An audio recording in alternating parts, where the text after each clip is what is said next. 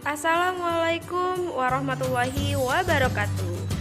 Apa kabar anak-anakku? Ketemu lagi dengan Ibu Revi Mariska. Minggu lalu kita telah membahas mengenai struktur dan fungsi tumbuhan. Hari ini kita akan bahas mengenai sistem pencernaan pada manusia.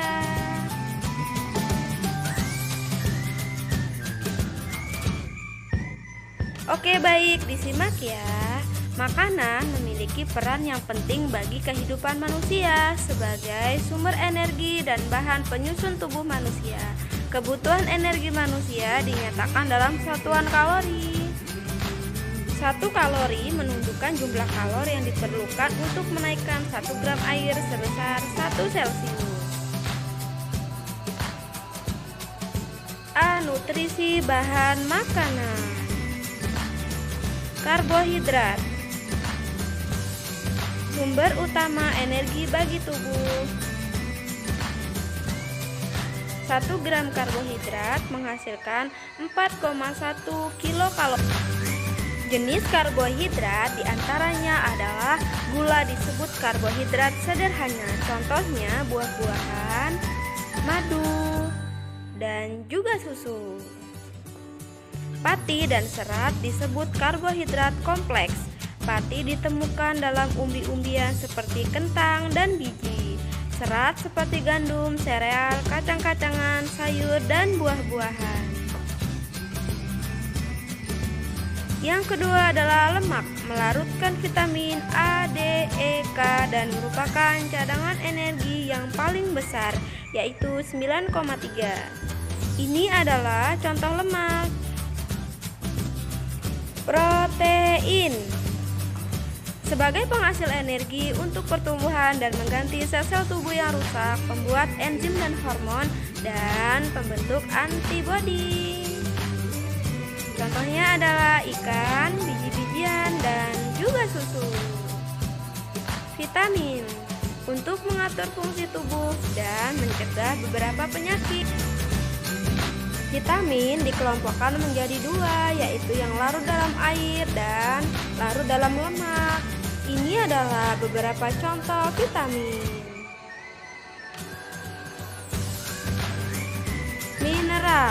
Mineral berfungsi dalam proses pembangunan sel, membantu reaksi kimia tubuh, mengangkut oksigen ke seluruh tubuh, dan pembentukan dan pemeliharaan tulang. Ini adalah contoh mineral. Air sebagai pembentuk sel dan cairan tubuh, pengatur suhu tubuh, pelarut zat-zat gizi, pembantu proses pencernaan makanan.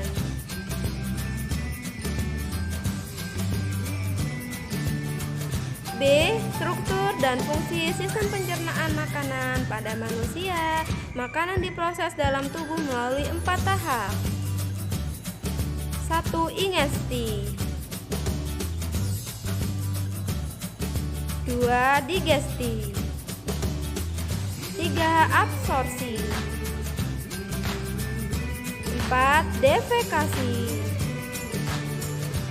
Pencernaan makanan terbagi atas 2, pencernaan mekanis dan pencernaan kimiawi. Pencernaan secara mekanis dan kimiawi. Pencernaan mekanis terjadi ketika makanan dikunyah, dicampur, dan diremas. Contohnya bulir kecil roti ini yang telah dihaluskan oleh gigi. Pencernaan kimiawi pada proses pencernaan biasanya dilakukan dan dibantu oleh enzim-enzim pencernaan. Contohnya adalah molekul glukosa. Organ penyusun sistem pencernaan.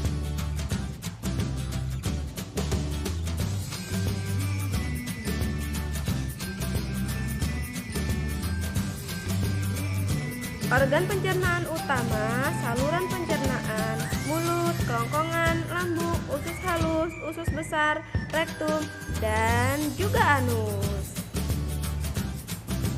Organ aksesori atau tambahan berupa lidah, gigi, kelenjar air ludah, hati, kantung empedu, dan juga pankreas. Kelenjar pencernaan adalah organ aksesori yang mengeluarkan enzim untuk membantu mencerna makanan. Yang pertama adalah mulut. Kelenjar air liur mengandung mukosa atau lendir, senyawa yang berfungsi sebagai antibakteri dan enzim amilase atau dikenal dengan enzim petialin. Pencernaan secara mekanis dan kimiawi. Pencernaan kimiawi enzim petialin memecah molekul amilo menjadi glukosa. Yang kedua adalah kerongkongan. Ini adalah bentuk kerongkongan. Dari rongga mulut, makanan yang berbentuk bolus masuk ke tekak atau faring. Faring adalah saluran yang memanjang dari bagian belakang rongga mulut sampai ke permukaan kerongkongan. Pangkal faring terdapat katup pernapasan, berfungsi untuk menutup ujung saluran pernapasan agar makanan tidak masuk ke dalam saluran pernapasan. Dari faring, bolus menuju ke kerongkongan. Di dalam kerongkongan ada namanya gerak peristaltik. Pada kerongkongan hanya terjadi pencernaan mekanis. Yang ketiga adalah lambung. Terjadi pencernaan mekanis dan kimiawi.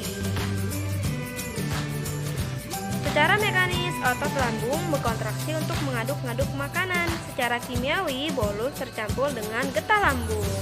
Getah lambung mengandung asam klorida, enzim pepsin, dan enzim renin. HCl berfungsi untuk menjadikan ruangan dalam lambung bersifat asam sehingga dapat membunuh kuman yang masuk ke dalam makanan. Enzim pepsin akan memecah protein menjadi peptid.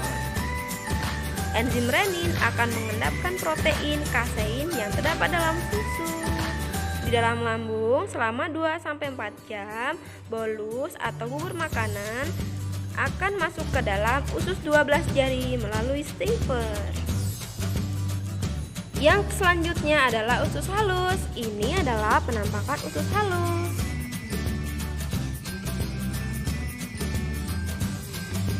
Memiliki panjang 8,25 meter, terdiri dari 3, yaitu usus 12 jari, usus tengah, dan juga usus penyerapan.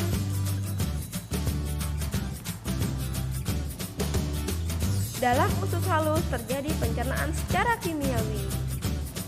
Pada duodenum terdapat saluran yang terhubung dengan kantung empedu dan juga pankreas. Getah pankreas mengandung enzim lipase, amilase, dan juga tripsin.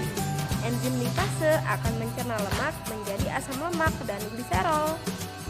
Amilase akan mencerna amilo menjadi maltosa. Tripsin akan mencerna protein menjadi polipeptida. Getah empedu yang dihasilkan hati akan mengemulsi lemak, membuat lemak agar larut dalam air. Penyerapan zat-zat makanan terjadi di ileu.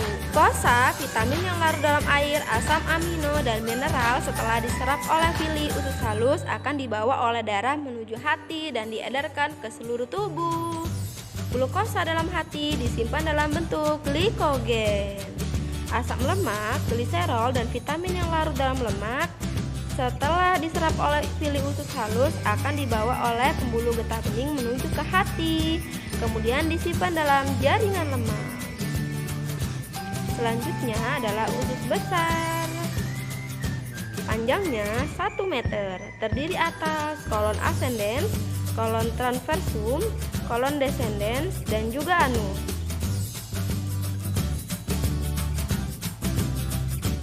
Usus besar berfungsi mengatur kadar air pada sisa makanan.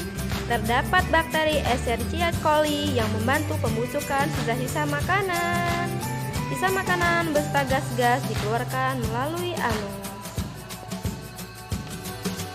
Selain dari organ pencernaan tadi, ada organ pencernaan tambahan yang berupa hati, kantung empedu, dan juga pankreas.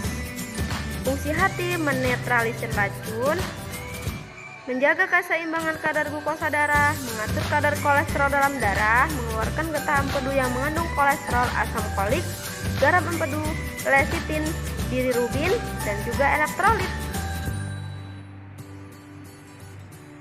Kantung empedu menyimpan getah empedu yang dihasilkan hati. Getah empedu akan dikeluarkan ke usus halus dan berperan dalam mengemulsi lemak. Getah pankreas mengandung sodium bikarbonat dan enzim-enzim pencernaan yang berperan dalam pemecahan karbohidrat, protein, dan juga lemak. Pankreas menghasilkan hormon insulin yang berfungsi mengontrol keseimbangan jumlah glukosa dalam darah. Demikian pembahasan mengenai sistem pencernaan pada manusia. Ibu akhiri, wassalamualaikum warahmatullahi wabarakatuh.